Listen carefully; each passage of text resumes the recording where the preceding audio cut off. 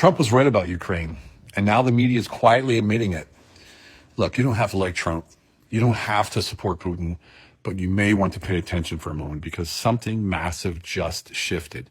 The Hill, one of the biggest political outlets in D.C., just dropped an article called, "Sadly, Trump is Right on Ukraine."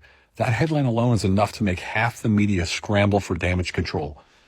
But what's inside that article is even more powerful. They admit that the war in Ukraine wasn't unprovoked, that it was Ukrainian right-wing militants who ignited the conflict back in 2014, long before Russia took Crimea, that Zelensky, far from being a hero of peace, rejected multiple peace agreements, pushed for NATO military involvement, and amped up aggression in the Donbass region. He banned opposition parties, shut down the media outlets, and then begged for more weapons to defend democracy. In the West, they didn't just let it happen. They funded it.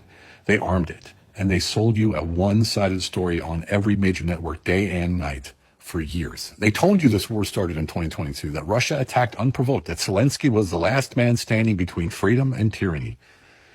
That was a script. And if you questioned it, you were labeled a traitor, a Putin puppet, or even worse. But now, even the Hill is admitting it's not that simple.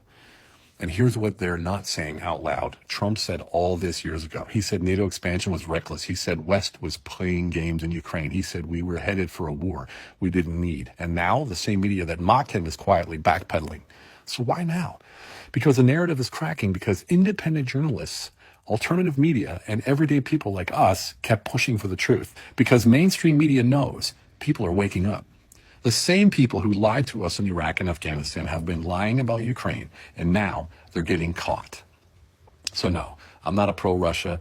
I'm not a pro-Zelensky person. I'm pro-truth, pro-reality, and pro-peace. And here's the thing. You don't have to pick a side to see what's going on.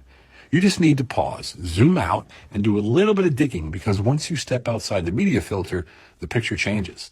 You start to see how much we've been manipulated, not just into war, but into turning on each other. The elites thrive on distraction, on outrage, on fear. But now? So before you start replying with hateful words, take a moment. You have the chance to think for yourself. Question why you're so angry, and look at what is being presented in front of you. I challenge you to do it. Not for Trump, not for Putin, not for a flag. Do it for the truth. Do it for peace. So share this, because war thrives on lies, and peace starts with waking up.